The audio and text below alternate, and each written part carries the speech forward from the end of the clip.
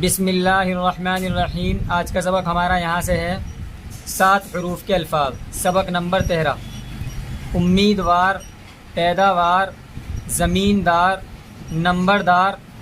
نمبردار کہتے ہیں گاؤں کا ٹیکس وصول کر کے سرکاری خزانے میں جمع کرنے والا۔ کاشتکار، کاشتکار کہتے ہیں کسان کو۔ خیر خواہ، کارخانہ۔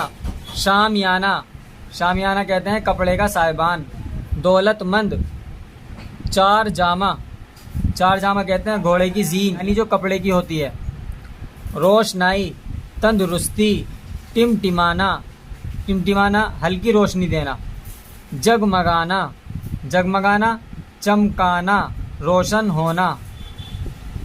مسکرانا، کھٹکھٹانا۔ پرانا امیدوار، دولت مند زمیندار، محنتی کاشتکار۔